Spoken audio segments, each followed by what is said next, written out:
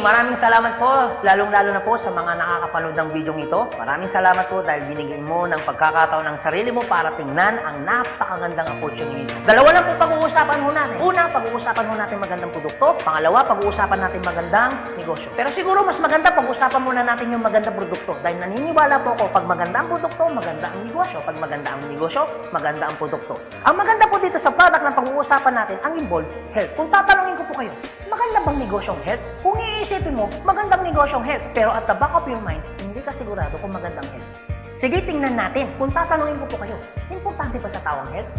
O sobrang importante? Alam mo kung bakit ko tinanong yan? Simple. Pag tinanggal ko ang tao, may health. Pag tinanggal ko naman ang health, may tao. Ngayon uulitin ko, importante ba sa tao ang health? O sobrang importante? Kung sobrang importante sa tao ang health, anong ibig sabihin? Nagiging importante na rin sa tao ang business mo. Dahil ang business mo, health. Since tao po pag-uusapan mo natin, naniniwala po ba kayo na ang tao may katawan? Oo naman. Kung tatanungin ko po kayo, importante ba sa tao ang katawan o sobrang importante? Kung sobrang importante sa tao ang katawan, what if mapabayaan ng tao ang katawan? So ano nangyayari? Nagkakasakit. Pag nagkakasakit ang tao, anong ginagawa? Nagpapadoktor, nagpapacheck up, nagpapagamot. Kung nagpapagamot ang tao, anong binibili? Siyempre, gamot. Ang gamot, gastos hindi. Siyempre, gastos. Pag hindi mo ginasusan, anong mangyayari sa sakit? Siyempre, lalala. Pag lumala ang sakit, anong mangyayari sa katawan? Siyempre, manghihina. Pag nanghina ang katawan, akala ng iba, katawan lang ang nagkakaproblema. Pero hindi na alam, apektado ang trabaho. Pag apektado ang trabaho, apektado ang kita. Pag apektado ang kita, ang pinaka-naapektuhan sa lahat, yung pamilya. Ang pinakamalupit na naapektuhan pa sa tao, yung pangarap mo. Sabi daw nila, madali raw kitain ng pera pag masipag at matyaga. Opo, tama po, madaling kitain ng pera, basta masipag, matyaga. Pero ito naman sasabihin ko sa'yo, the moment na magkasakit ka, madali rin ubusin ng sakit ang pera mo. Lagi ko po ito sinasabi, anin mo ang limpak-limpak mong salapi kung punong-puno ka naman ng sakit. At ang pinakamahirap po dyan, wala na nga pera, mahirap na nga, may sakit pa. Yun ang masakit. Since present ang sakit, ano ngayon ang gagawin mo para hindi magkasakit? Simple, wala ka ng choice. Uulitin ko, wala ka ng choice. Kailangan mo nang uminom ng food supplement. Alam kung bakit? Marami ng kumpanya ng tayo. Marami ng pharmaceutical ng tayo. At hindi naman nila i-inventoyin ang mga produktong yan kung hindi kailangan. Bakit? Kasi kailangan mo na talaga. Ngayon, pwede mo sabihin sa akin, teka lang Anthony, food supplement? Gastos yan eh. Opo, gastos nga ang food supplement. Pero ito naman sasabihin ko sa'yo, di bali nang gumastos ako, at least healthy naman ako. Bakit? Pag nakakasakit ka ba, ano bang ininom mo? Di ba gamot? O tanong, gastos hindi. Di ba gastos? Kung ikaw tatanungin ko, anong gusto mo? Gumagastos ka na healthy ka? O gumagastos ka, may sakit ka? Parehas na gastos. Ang malupit mo niyan, every time na gumagastos ka, may sakit ka pa. Komportable ang katawan? Siyempre hindi. Sabihin na natin gumagastos ka dito, at least healthy ka naman. Ang pinakamaganda sa lahat, bukod sa healthy ka na, business mo pa.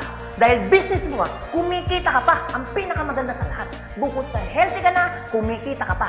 Bukod sa kumikita ka na, healthy ka pa. Ano ngayon ang pakiramdam na bukod sa healthy at kumikita ka na, nakakatulong ka pa? Maganda o napakaganda? O sige, pag-usapan naman natin yung magandang negosyo. Maaaring nagustuhan mo yung product, maaaring bibili ka ng product. Pero ito yung totoo, gagawin mo kayo negosyo. Kasi bakit? Pag business ang pinag-uusapan, hindi naman kasi lahat ng tao business-oriented. Karamihan ng tao is career-oriented. Alam mo kung bakit? Marami kasing tao na pagdating sa business, ang dami niyang perspective. Alam mo isa sa mga perspective ng tao pagdating sa negosyo? Una, wala akong pera. Pwede mo sabihin sa akin, teka lang Anthony, wala naman akong pera. Kanina, nung pinapanood mong video nito, wala kang problema. Pero ngayon, may problema ka na. Ano? Pera. Pangalawa, ang maaaring problema mo, wala akong time. Pwede mo sabihin sa akin, teka lang Anthony, okay ang negosyo kaso nga lang wala akong time. Walang kaso. Pero mayroong mas worse. Wala ka nang time. Wala ka pang pera. Pangatlo, maaaring itong problema mo. Teka lang Anthony, okay ang business. Kaso nga lang, hindi ko yan alam. Hindi ko yan hilig. Hindi ko yan linya. Ew. Pero ito yung totoo. Marami naman tao sa labas na ginagawa niya linya niya, ginagawa niya hilig niya. Pero tanong, kamusta ang buhay? Sabihin na natin, hindi mo to hilig. Sabihin na natin, hindi mo rin tuloy niya. Pero ito sasabihin ko, kung ito naman ang magpapabago ng buhay mo, bakit hindi mo siya ninihin? Pang-apat, maaaring ito isa sa mga problema mo. Teka lang Anthony, okay ang business. Kaso nga lang, risky yan. Naku, malulugi lang ako. Ang pinakamalupit, hindi mo pa tinatayo yung negosyo mo, feeling mo, lugi ka na. Ang matindi niyan, ano malulugi sa'yo? Di ba sabi mo, wala kang pera? Eto tanong, kung problema mo ang pera, problema mo ang oras, problema mo dahil wala kang alam, kasi iniisip mo baka malugi ka, ito sasabihin ko, hindi lang naman to ang una or pangalawang pagkakataon na pwede kang ma-involve sa business. Kung yan ang problema mo, bakit? Pagdating kayo ng panahon, yan pa rin kayo problema mo. Pag-usapan po natin ang life cycle. Naniniwala ka bang may life cycle? Oo naman, importante po ang life cycle. Kasi po, hindi po magiging balanse ang mundo pag walang life cycle. Isa sa mga dinadaanan ng tao ng life cycle, yung pag-aaral. Kung ikaw magkakanak o magkakaanak pa lang, pag-aaralin hindi. Siyempre, pag-aaralin. Kawawa naman yung bata pag hindi natuto, hindi marunong magsulat, hindi marunong magbasa. Pagkatapos mag-aral, anong susunod? Siyempre, gagraduate. Pagkatapos graduate, anong susunod? Siyempre, magtatrabaho. Pero pansinin mo to. Meron po mga taong hindi nakapag-aral, hindi nakagraduate, pero nagtatrabaho. Bakit? Isa sa mga life cycle po na dinadaan ng tao, kailangan po magtrabaho. Etong tanong, gusto niyo po ba habang buhay nagtatrabaho? Siyempre, hindi. Gustuin niyo man po magtrabaho ng 60 to 65 years old, wala na ho kayong choice. Ang sasabihin ng boss mo, you're out. Bakit? Anong tawag ko doon? Retire. Pag kayo po ba nag-retire, may pera wala? Siyempre, meron. Anong tawag mo doon? Retirement fee. Dahil ikaw ay nag-retire, ang trabaho, tuloy tigil. Siyempre, tigil. Pag tigil ang trabaho, ang sweldo, tuloy tigil. Siyempre, tigil. Dahil tigil ang trabaho, tigil ang sweldo, ang gastos, tuloy tigil. Siyempre, tuloy. Dahil tuloy ang gastos, ang retirement fee na pinaghirapan mo, maubos hindi. Siyempre, pwedeng maubos. Para hindi maubos ang perang pinaghirapan mo, anong gagawin mo? Maaaring nag-iisip mo ngayon kung ikaw nakakapanood ng video ito. Maaari at siguradong naiisip mo ngayon, business. Ito tanong. Kung papasok ka ngayon sa business para hindi maubos ang pera mo, teka lang, akala ko ba, kanina, iniisip mo, teka lang Anthony, wala akong pera kasi mamumulan ako dyan. Pero sasabihin ko, kung iniisip mo, kanina, wala kang puhunan, mamumuhunan ka kasi, di ba ganun din dito? Mamumuhunan ka rin. Di ba sabi mo kanina, wala akong time? Kung iniisip mo na wala kang oras, bakit? Pagtungtong mo ng 60, 65, may oras ka ba ba? Sabi mo kanina, wala kang alam. Pero tanong, bakit pagtungtong mo ng 60, may alam ka? Buong buhay mo nagtrabaho, hindi nag-business. Dahil wala kang alam sa business, anong mangyayari sa pera mo? Siyempre, mauubos. Anong sense, nagtrabaho mo ng buong buhay mo, papasok ka sa business, dahil wala kang alam sa business, ang perang pinaghirapan mo, mauubos lang. Kaya marami pong mga tao nagre-retire, pumapasok sa business, still broke pa rin. Alam kung bakit? Kasi wala silang alam sa business. Kung ikaw ang nakakapanood ng video nito, huwag po kayo mag-alala. Kasi bakit? Later pa naman yan. Pero kung tatanungin kita, kung papasok ka lang naman pala sa business, anong gusto mo? Ngayon o later? Alam mo kung bakit ngayon? Simple. Pag ngayon mo ba inaral ang business, ngayon ka nag-decision mag-business, ngayon mo ginawa ang business, ngayon mo matututunan? Yes. Ngayon ka rin kikita? Yes. Pero pag later ka nag-decision mag-business, later mo ginawa ang mag-business, later kang pumasok mag-business, later mo inaral ang business, later mo matututunan? Yes. Later ka rin kikita? Yes. Kung papasok ka sa business, anong gusto mo? Ngayon o later? O sige Anthony, nagustuhan ko yung magandang negosyo, nagustuhan ko rin yung magandang produkto. Pero ito tanong, paano ko siya umpisan? Anong gagawin ko? Paano ako magiging membro ng AIM Global?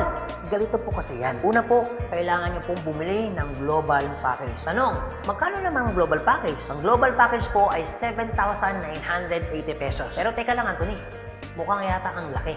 Opo, malaki po siya kung gastos.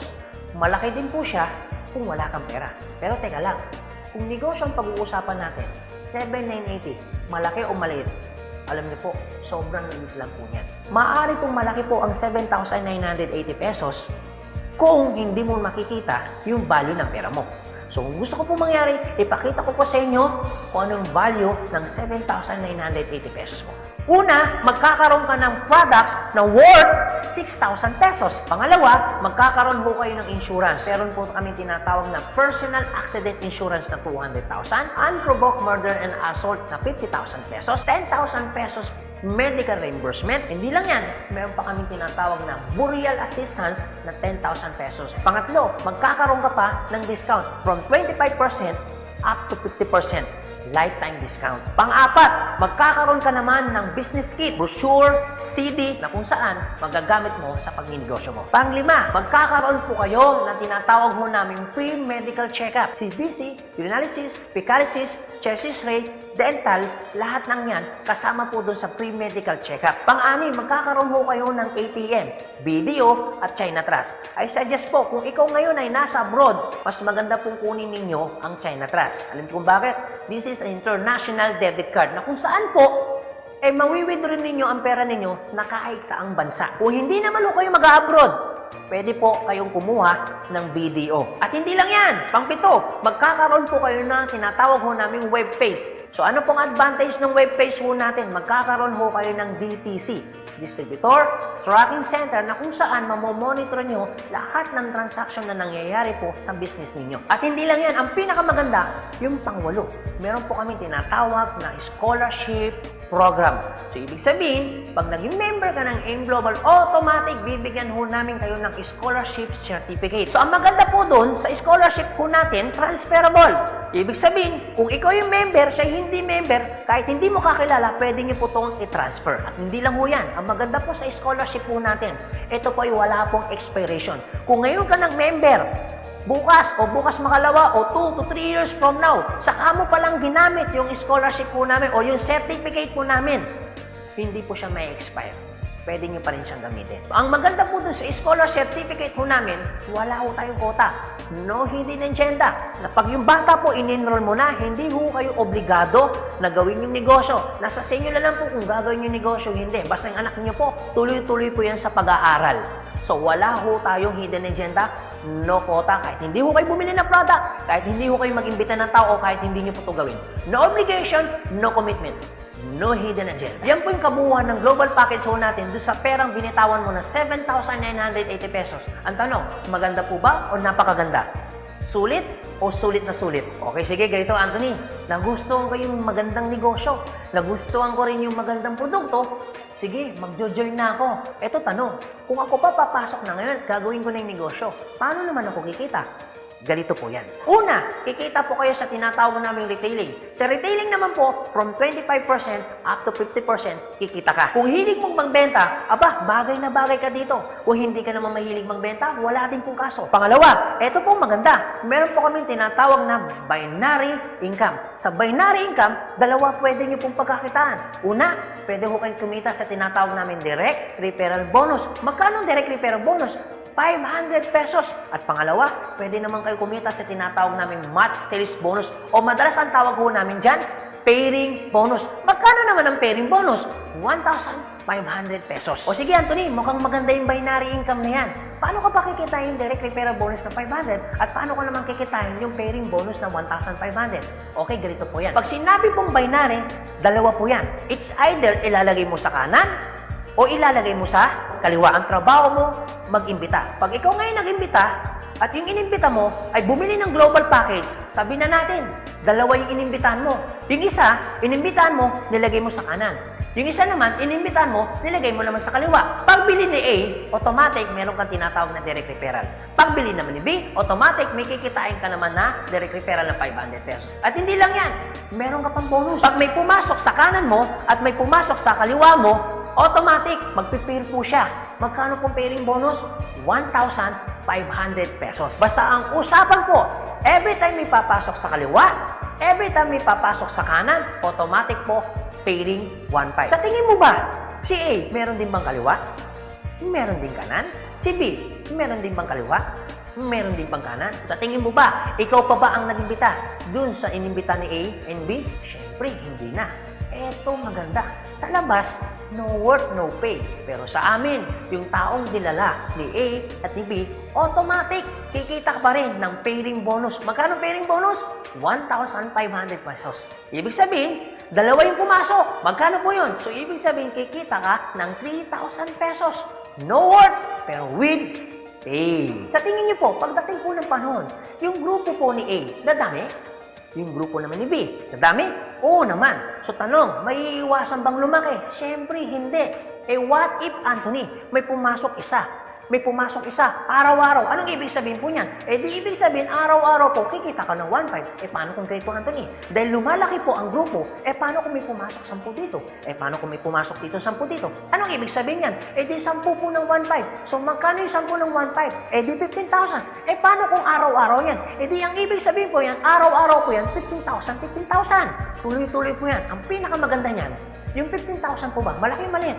Siyempre malaki. Pero hindi lang po yan. You have opportunity para kumita ng 24,000 pesos per day. Alam ko medyo nag-iisip ka. Maaaring iniisip mo na hindi ka kikita. Pero maaaring iniisip mo rin na kikita ka. Pero kung mag-isip ka ng hindi ka kikita, kung mag-iisip ka ng kikita ka, para sa ginawa mo, nag-isip ka pa rin. Pero kung mag-iisip ka lang naman, mas maganda lang pong nag-iisip ka, nakikita ka, kaysa naman nag-iisip na hindi ka kikita. Ito po masasabi ko sa inyo. Kung gusto mo ng pagbabago sa buhay, dapat may baguhin ka. Pero pag wala kang binago, walang mababago. Ang tanong, gusto mo ba ng pagbabago sa buhay? Siyempre, oo. Ang tanong, kailan mo uumpisaan ng pagbabago? So guys, maraming salamat po sa inyong lahat. God bless, and to God be the glory. See you at the top. Thank you.